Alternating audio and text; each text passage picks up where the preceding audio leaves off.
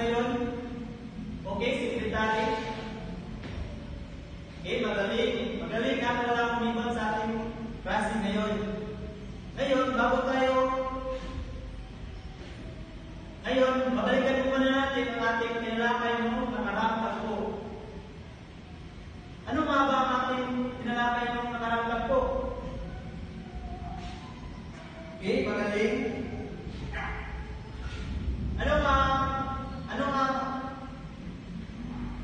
Ano ang mga karapatang sibil?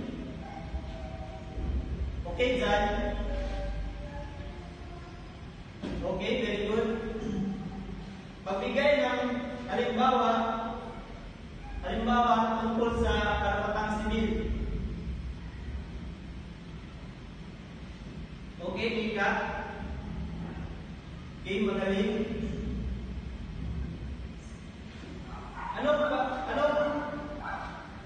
Okay. Mahusay naalala niyo pa ang ating tinalakay noong nakaraang tagpo. Ngayon ay may gagawin tayo.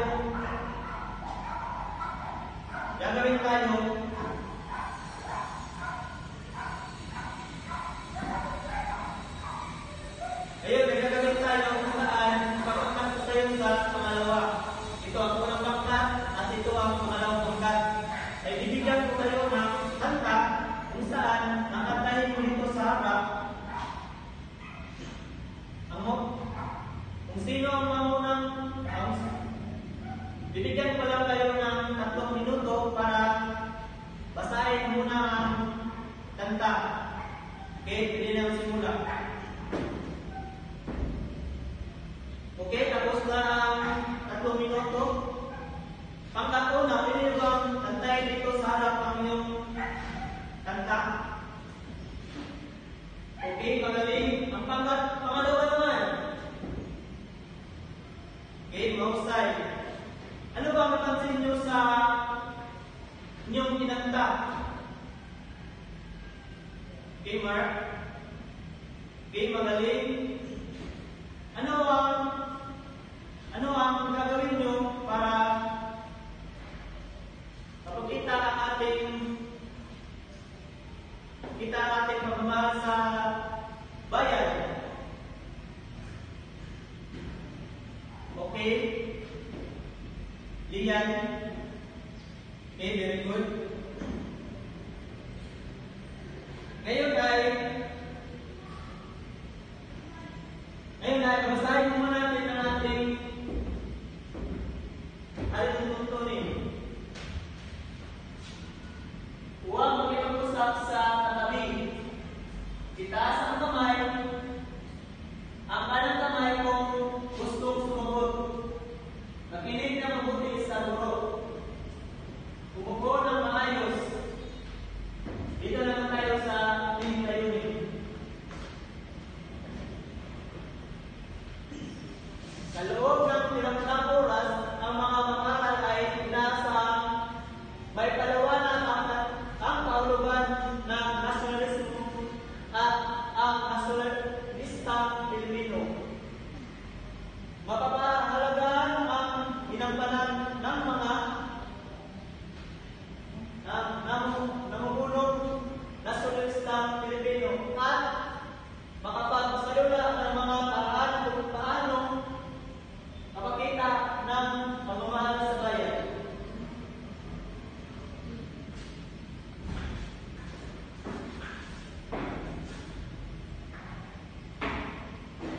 Tatalakay natin ngayon ay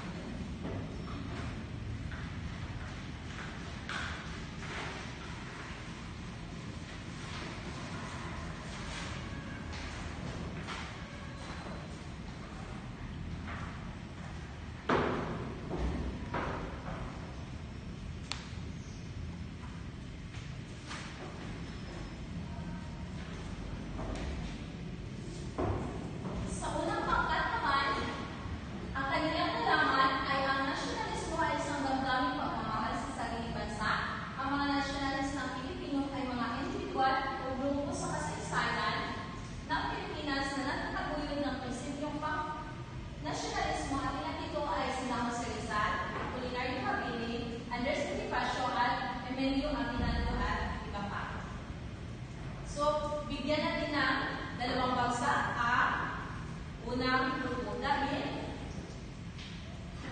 nalaman na nila kung ano ang nationalismo at kung sino-sino ang mga nationalista. So dito naman tayo sa pangalawang pangkat.